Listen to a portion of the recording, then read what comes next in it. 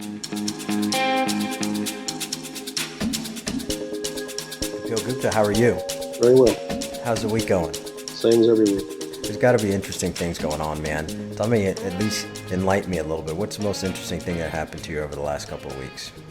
Just the solidification of the fact that isolation is so critical in this world. Why? Because our minds get polluted by the environment and the people around us. But for you, what is it that really, I think stimulates that in you? minds get polluted by interaction. Minds get polluted by interaction because with interaction comes posturing. With interaction comes, sending forth one's self-image as a surrogate, and that creates the influx of ego, and that creates further complication.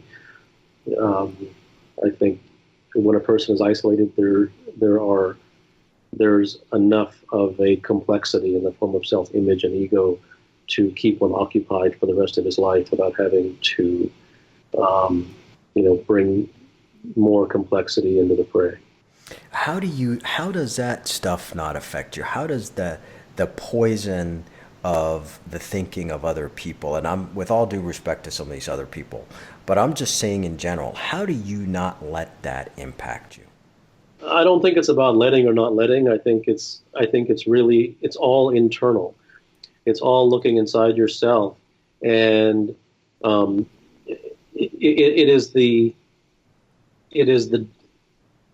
no matter what pursuit you're involved in, your level of devotion becomes tested, and the more your level of devotion naturally and organically is in something, then that is what will keep you from sort of entering into complexities, which, if that devotion is not naturally strong, you will succumb.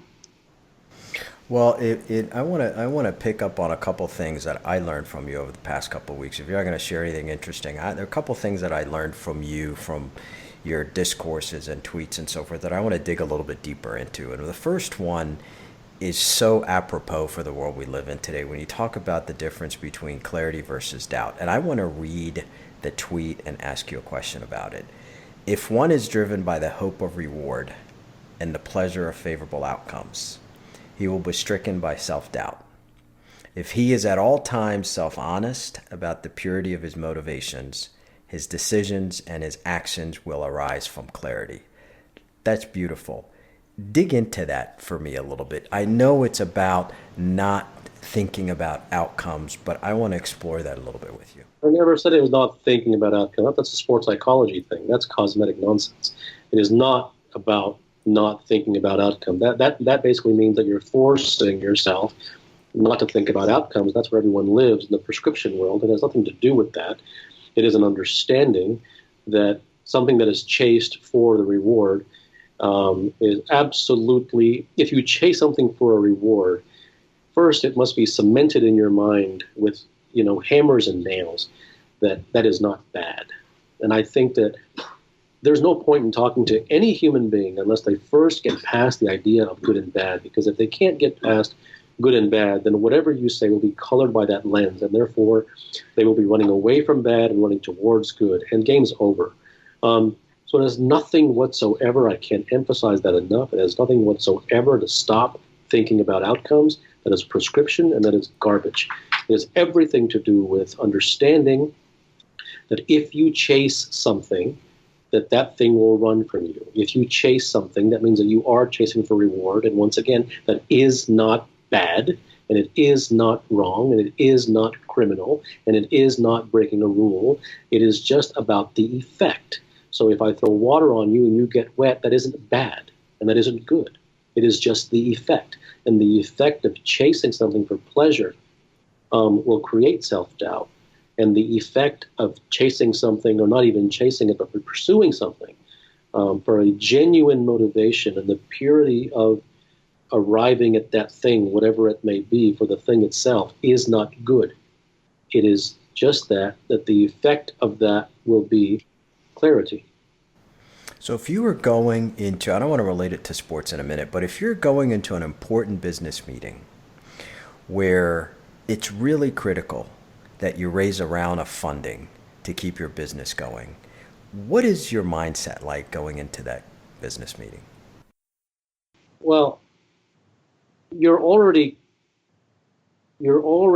compromised if you go in under the weight of need. It is not about the how.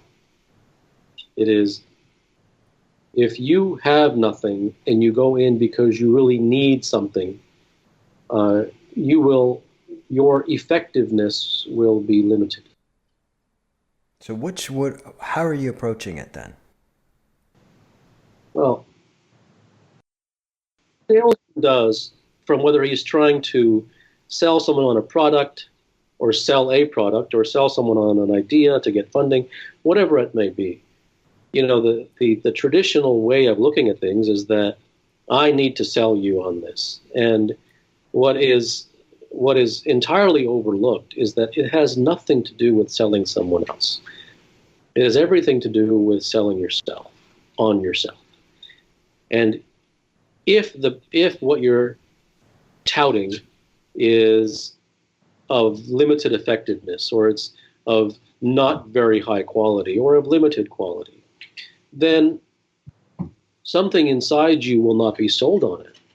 And when something is not inside you is not sold on it, then you will be limited in how well you can sell someone else on it. So within the context of sports, we're recording this on the weekend of the Super Bowl, and you get a lot of these athletes who are talking about, hey, I'm going to approach this just like it's another game. You and I know that that's bullshit. If one of these athletes is a friend of yours and you're talking to him about approaching that game, how are you talking to him about approaching the Super Bowl? It's not about the approach. It's not about the approach. I'm not going to tell him how to approach it. However he approaches it, it's what he wants to learn. Does he want to learn or not? So are you thinking about winning? It's not about what I'm thinking about. It's not about me. Listen,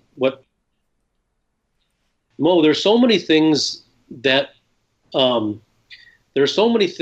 understood. Like if we're standing in a room, there's walls, there's paint, right? There's a ceiling. Now, any answer that I give is based upon the assumption that there's wall, there's carpet, there's paint, and there's a ceiling, right? But there's so many answers that require you to understand that there is no paint, and there is no wall, and there's no ceiling. Where do I begin, right? And so that's why some of these questions are very difficult to get across, because the understandings that are so assumed and not even questioned because they're so part of the furniture and the fabric, that where do you begin? So it isn't, for me to answer your question outright, I would have to assume the same thing that you assume. Sure, and, I get it. And the assumptions that are assumed before the question is even asked are not true. So the question comes later. First, the assumptions that haven't even mentioned, those are what needs to be challenged. So it has nothing to do with what would I tell him, what would be my mindset, what would I want to do. If this is what you have to understand. If the guy said, I'm going to approach this as if it was a Super Bowl, you know what the answer is? Okay. If the guy says, I'm going to approach this like it was any other game, you know what the answer is? Okay.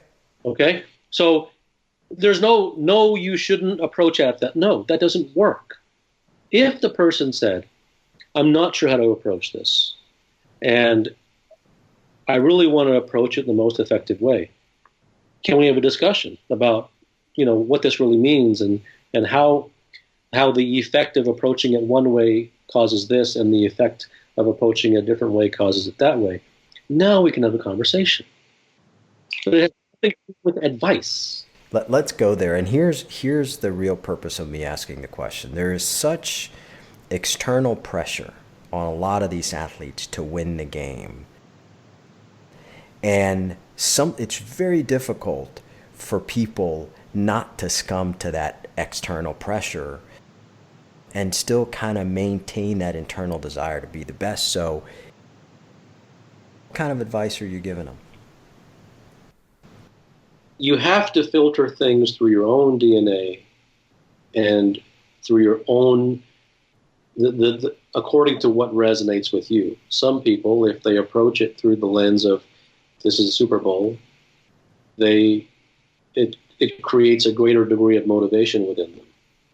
Another person, if he approaches it the same way, it creates a greater degree of pressure within them.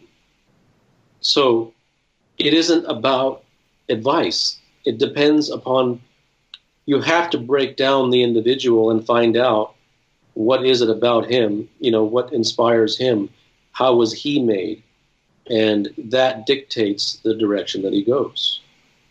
So you and I talk a lot about, and I know you talk about, the idea of giving yourself permission to be great.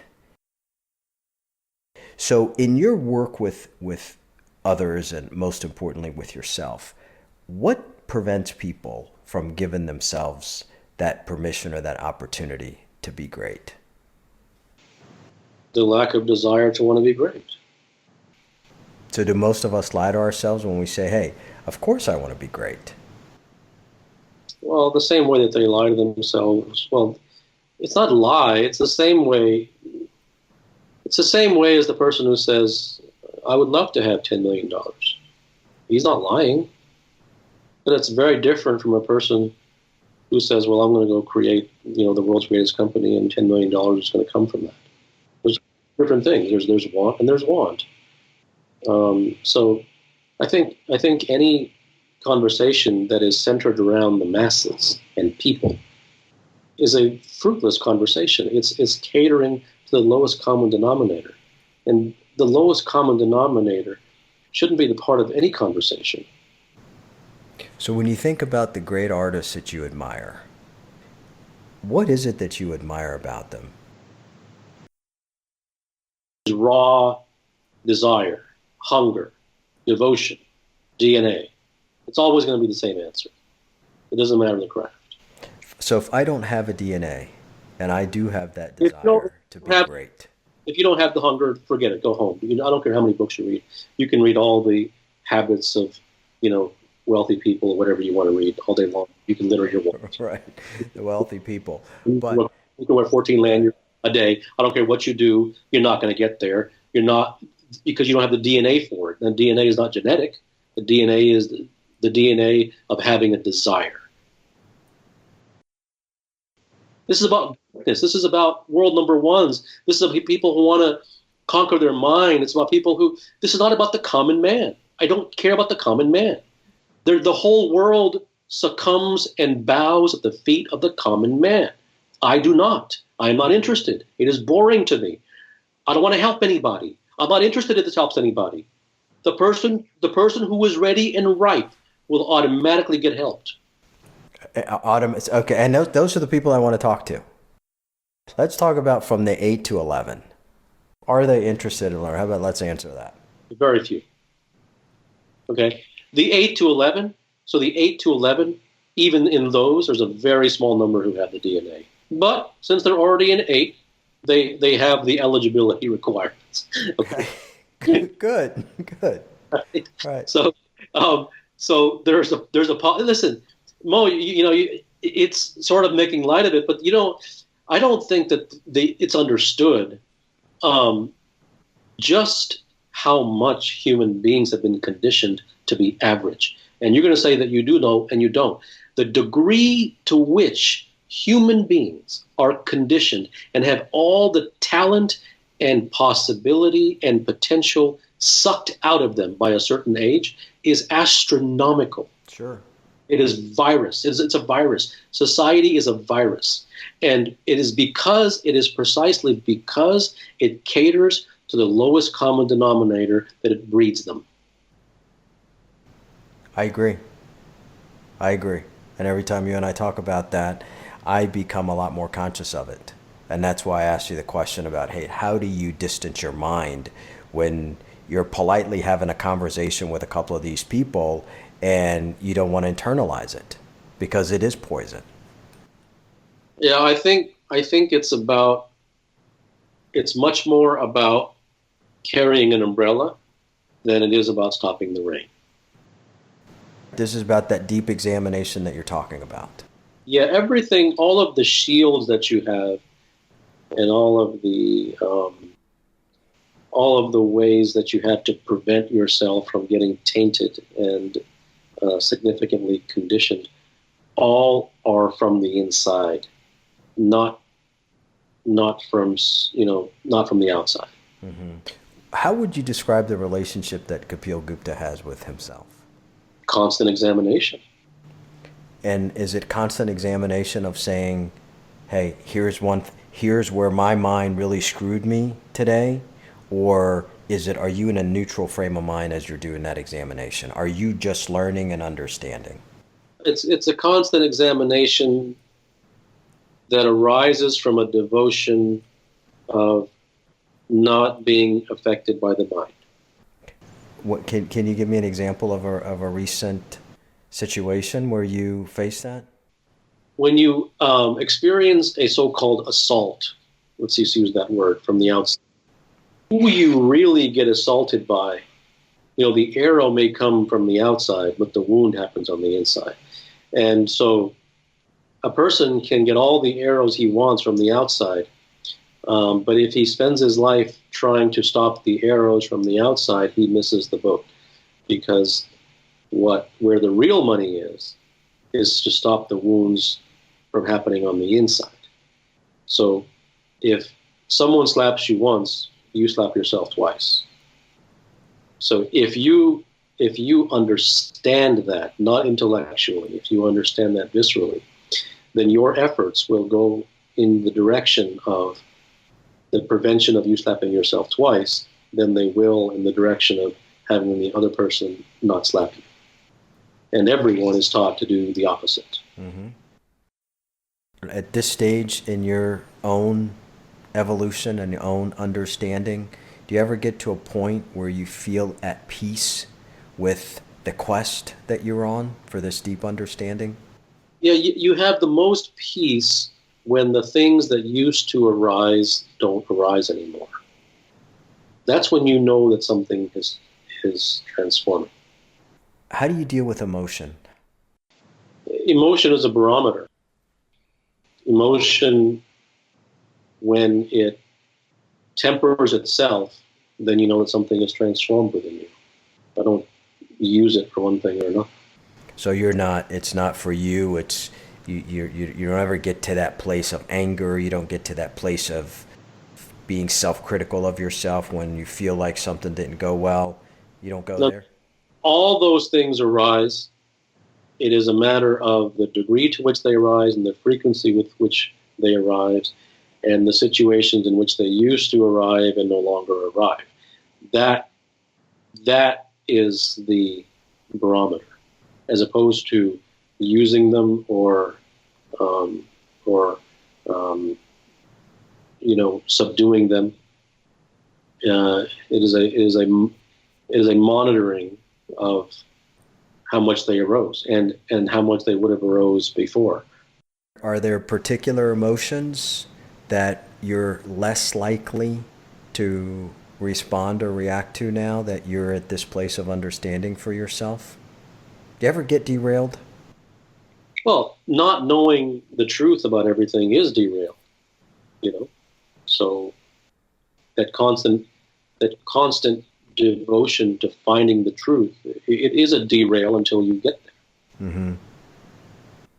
And when you find yourself stuck, for example, somebody was talking to me a little bit earlier today about just a real complex issue that they're dealing with at work, and they found themselves stuck. And it was just being in that room and feeling the emotion that they had on people was toxic. When you find yourself dealing with complex issues, for you, a lot of times it's just personal things that you're digging deep in, which is to get to that truth. I'm going to cut you off because I'm going to forget what I'm going to say. The toxicness, first of all, of your example is that there's a group. That's the first toxicness. Yeah, Okay? it is a group. It's about 7 or 8 people. Yeah. Yeah, there you go. Nothing, no truth can come from a group. Never, never in 100 million years. Never. Impossible. Can't happen. Will not happen. Does not happen. Um, that's the first toxicity. The toxicness, as you described, isn't that your emotions are toxic to another. The very group is an assault to begin with. Okay, because whenever you have a group, there is nothing but intellectual compromise. There's posturing. There's ego. And wherever there are those things, then one's devotion is always, where they can't help it. There's no way that it's not going to be that way, is always to those things. And whatever one's devotions and allegiance and attention is to, that means it is not in the direction of truth. So when you're faced with an important decision as a team, how No, do you approach those meetings? team. No way. There's no team. Each person, each person must be hired painstakingly as a world-class, rare DNA individual to his own subspecialty within the group. Okay? And that person has to be really meticulously brought on board. And if he is deemed, the genuine person of knowledge of that particular small sub niche. As for everyone getting together and working on one problem, that works in building a house. That works in lifting a log because there's so-called teamwork because you have muscle power for men. That's fine. But in artistic or intellectual pursuits, those things, you will have many examples where people will come and say, "See, it worked." Mm-hmm. What they don't realize is they don't have the other side to where how well it could have, quote, worked if a person who had true knowledge of that thing was allowed to do it, had free reign to do what he or she wanted. Okay, that's the only way you can compare. No one can say that my life was great or this or that. The only way that you would know if you're, quote, right is if you had two lives and you did one way, one life you did one way and the other life you did the other way, then you would compare. Then you have a better idea. But you only had one life, so you can't compare anything. So everyone likes to make up their own stories and make themselves feel better about see it worked and look at this. And everyone sees what they want to see and everyone hears what they want to hear. Well, is that, and it reminds me of something you said a couple of weeks ago where you talk about that the elite never become elite because of culture. They actually become elite despite the culture. That's is that what right. you're referencing here? Yeah, and group is culture. A company culture is that you don't have to have toxic people. The group itself is toxic, and that toxicity is limited so long as each person is, number one, painstakingly brought on board, very delicately and after extensive analysis. And then each person is allowed free reign over their particular domain because they know it better than anybody else. So what's the leader's role then? In a symphony, you don't have the piano player playing the guitar, right? And you have the guitar playing the saxophone. So everyone has to be an owner of their particular domain. But when each one does their thing to their utmost, then collectively what is heard is a symphony. But if each one tried to play the piano together, it doesn't work. And that would be akin to all of them trying to work on one problem together. That problem has a particular domain that it fits most neatly into. You see, rare people are rare. And so when you see, for instance, when you see these documentaries and you see, the star, the entertainer, the superstar athlete, or the multi-billionaire CEO, whatever it is. And then he goes into a meeting and he goes in this super long rectangular table, right? It's all the same. There are too many seats at that table. Okay. That table is long as Main Street. Okay. All the main streets across every city in this country don't have as rare DNA people, forget at one table. That's what isn't. See, the degree to which rareness is rare is not understood. If you took all the boardrooms of the top companies across the entire world, right, you might find 4 people who have extraordinarily rare DNA who can truly make the rest of them. And those 4 people, unless they have true and free reign, they own the company and they can do whatever they want. Typically, they reign with an iron fist, which is effective, not democracy and kumbaya, all right, and conscious capitalism, all this crap, all right, this nonsense, spirituality nonsense. This is a road to mediocrity. Those people are drowned out by the majority of the mediocre. So this whole world is totally backwards, and the degree to which it is backwards is unfathomable. So what do you see the role of a leader today? To be the leader of himself first. And just let that example be? Well, a person who has most ownership of himself, and whatever your word is, self-realization, ownership, whatever the word is, that person's decisions will reflect that. That person's behaviors will reflect that. That person's the moves that he makes in the company will reflect that. Everything is a reverberation of that one center. If that is compromised, then that person will have no choice but to settle for prescriptions and behavior modifications and hiring, all these business coaches to teach them how to behave and what to say, because there's no center. So would you abolish all meetings if you were running company X? Would you not have meetings with your executives? If I was the owner of a company and I truly wanted to create a truly exceptional company, I would have the least number of employees I possibly could, first of all. Now, where their manpower is required, yeah, that's fine. That's manpower. You can hire as many of that as you want. But as far as the decision making, it's all about iron fist. It's all about uncompromise, not compromise. It's all opposite.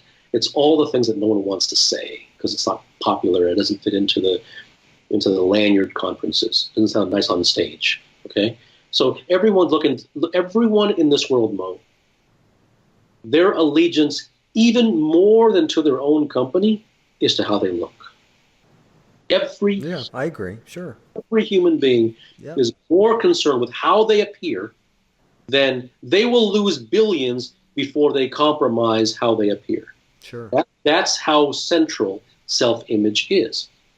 So the real truths about the central nature of a human being and where true decisions come from and where true success and devotion and purity and effectiveness in any endeavor comes from, there is no one talking about it. No one. No one is talking about these things. They're all talking about all the nonsensical fringe stuff like behavior change, and then that's because no one has a center. So since everyone is blind, they all need 17 seeing eye dogs. Well, you've shared with me, and we've even obviously shared it on these podcasts several times, about how the masters are the ones who are spending their time understanding the true nature of the game. In this context, is the game the business? Within this leadership context, is that what we're talking about? Yeah, in business, obviously, yes, the game would be in sports. The game would be the sport, but yes. Mm-hmm. And so from a leadership perspective, what am I trying to in addition to mastering myself? What else do I need to master in order to have the type of impact that you're describing on the people of that company, the few that have, that rare DNA that work with me? You master yourself. What's left? So that's the game. That's the game within the game. So the game would be the business itself, or the pursuit, or the sport, or the whatever that would be the game. And the game within the game, would be the mastery of the self. But even before you go to the mastery of the self, even if we stick with the big game for a minute,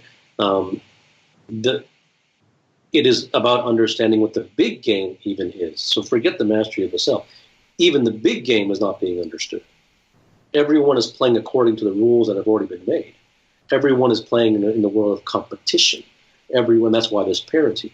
Everyone is asking the questions that are already being asked. No one's asking new questions. No one's disrupting the game. They are entering into the boxing ring to fight the fight that's already being fought. And that's why true, genuine, rare companies and rare legendary athletes, it's rare. It is not a product of lack of talent or in the business world, lack of intellect. It is a product of having fallen hook, line, and sinker for the culture and not having understood your particular game. Have you ever had an experience where you were in the presence of an individual that you would call a master, a leader like that, who was surrounded by a few of these lieutenants who really had that rare DNA and that desire to seek that understanding that you're talking about? Have you ever experienced that? That type of person is so rare to forget not be conditioned. Forget, we'll leave that alone. But to have the insight and the longing to cleanse himself of his conditioning, that DNA itself is extraordinarily rare. Extraordinarily rare. The culture is too strong. The culture, society and the world and the culture is a very powerful place. It's an unrelenting tide. It is an unrelenting tide. If you're having a conversation with a group of leaders and they're asking you what your suggestion is to try to inject that type of thinking in at least their key people, what would you talk to them about? What key people? The key people is them. Who's more key than themselves? I'm asking, how do I start to develop a culture that goes this deep, that has that level of commitment to understanding? You want direct truth? Yeah. You won't do it because this hasn't become part of your DNA. You will only be doing it secondhand. Therefore, you can only do it prescriptively no matter how hard you try. When will you recognize that it is part of somebody's DNA? Right now, we were talking about you. Mm-hmm. What can you see? Tell me. Let's stick to me. Right now, you would hear it from me, and then you would pass it on. And I'm saying that's not going to work. Mm-hmm. And believe me, a couple of weeks ago, that hit me between the eyes, and it connected with me. Right? Am I there yet? Of course not, but I'm getting it. You're getting it intellectually, but I don't think that's even worth talking about. Because this is going to turn into a conversation of well, how can you get that DNA? No, it won't. Okay, there's no point. There's no point. It's not going to happen. In fact, I recommend that no one talk about what I say to people that they know, because they're going to think it's so off the wall, that it's so antithetical and so against everything that they know, that they're going to discount it right at the beginning. So I don't tell people to stay quiet, much less do the opposite. So this idea of that you're going to now impart this to the people, it's not a question of your intelligence or your knowledge or your ability. It has nothing to do with that. It's wiring, man. It's wiring. It's how a human being is naturally wired, and it isn't about getting better at it so that you can. It's not about that. It has to come. Everything has to come from the horse's mouth. That's why I think it's frankly malpractice for let's say a person becomes a great coach, let's say a sports coach, and then he starts an academy, and then he has assistant coaches who teach his system. That's malpractice. They can't teach his system.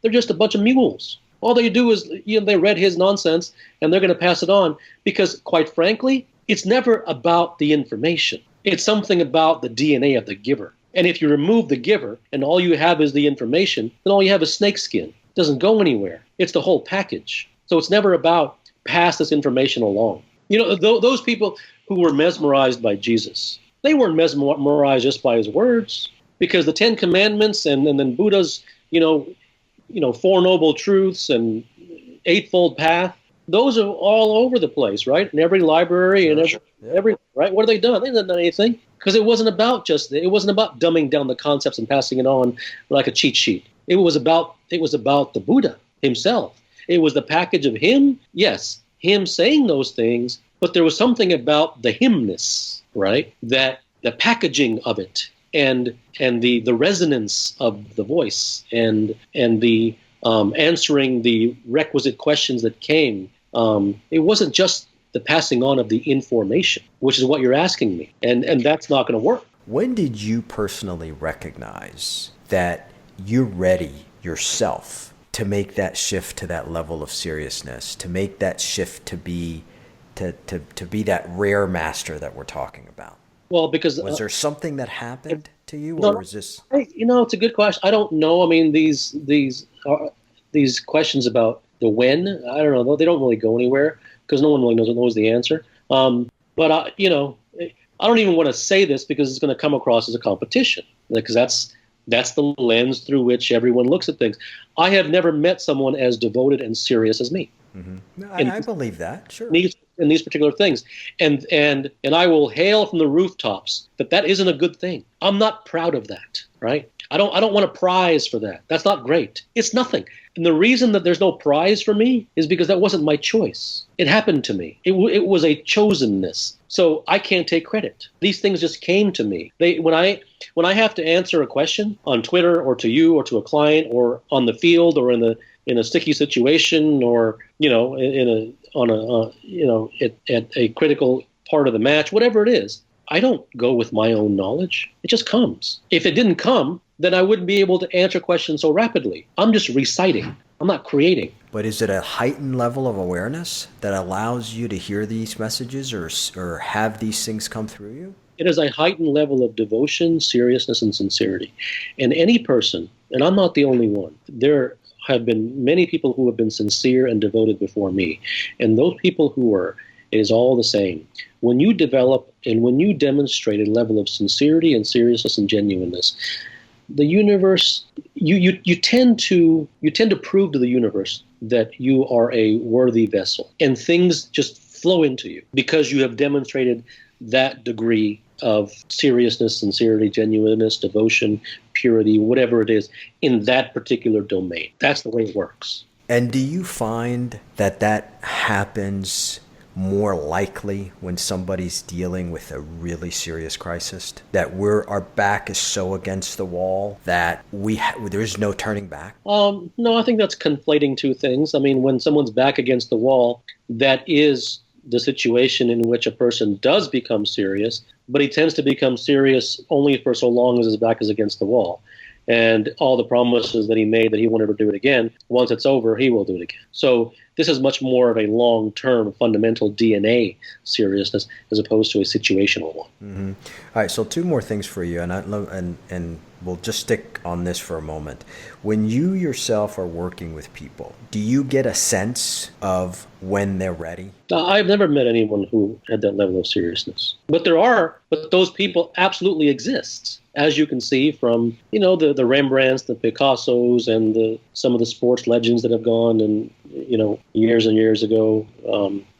Obviously they exist. Mm-hmm. Absolutely exist. And going back to what we were talking about, this whole idea of permission. We're just as a society, as human beings, as people who are devoted to thinking that we want to get better, we're just not ready for the truth, I guess. Well, you can't be ready for the truth if what you want is to get better. What's the alternative? Arriving at the ultimate or nothing, whatever the ultimate is for you. See, everyone has been sold so many bills of goods that they don't know which way is up anymore. If you have a house filled with 14,000 things, all those 14,000 are all the bills of goods that society has sold you. So all 14,000 will have to be jettisoned first, and a big bonfire will have to happen before one, zeroes himself out to now be ready for the truth. Because what's someone going to say when they hear, well, because you're focused on getting better, you can't be serious and you can never learn the truth. That is so antithetical. How is a person I get it. understand that? That sounds insane. And the truth will always sound insane to someone who believes in society. So what prevents people from seeing that truth? Never having heard that message, and most are never going to have the DNA to inculcate that message, but some will. But when the only voice you hear is one voice, which is society's voice, the culture's voice, and the motivational speaker, and the priest, and the mindfulness expert, and the meditation instructor, and the Buddhist, and the Christian, and the whatever. When that's all you hear, then there really is very little opportunity, except for the rarest DNA guy who knows that that's wrong out of the box. Okay, that guy is, he's already open to knowing that that's wrong or ineffective. But those who could have been turned, those who have the DNA to be turned, they're out of luck because that's the only voice they ever heard. My voice is very small, though. I'm a quarter of a drop of water compared to the ocean of society, right? I mean, I'm one person versus, 20 million who are spouting the complete opposite. Exactly. But that's what I appreciate about you. And that's what a whole lot of people who follow you appreciate. The point is that the very possibility of, everyone hearing these words is minute. It's not going to happen. Everyone, I'm a very small microphone. So one last thing, and then we'll kind of pause this. You don't read a whole lot about other people. You don't follow a whole lot of people. You don't listen to the advice of anybody. On this quest of truth for you, do you ever kind of think about right or wrong, or do you just go? Why would I think about right and wrong? So you think it's wrong, the way you asked the question and the tone of your voice and the way that your voice rose at a 45-degree angle in the first part of your sentence, leveled off. Hey man, I love how you make a hell of a play-by-play person. Okay, go ahead. That demonstrates that you think it's wrong that I don't think of right and wrong. And no, I really don't. I'm curious. A 45-degree angle doesn't happen. That isn't a genuine question. That's a comment masquerading as a question with a question mark retrofitted on the end of it. Why would I think about right and wrong when right and wrong is exactly the barrier? Well, see, I didn't think of that. That's why I asked, right? I didn't think of that. That's defining in and of itself. You just saying that. Yeah, but it won't go anywhere because you have to take it on belief, and there's no point in taking it on belief. It is precisely the subscribing to right and wrong, good and bad, correct and incorrect, that keeps one from knowing the truth. All right, I've too many thoughts going into my mind, so we can hit a pause on this one, and thank you for continuing to enlighten me. Sure, thank you.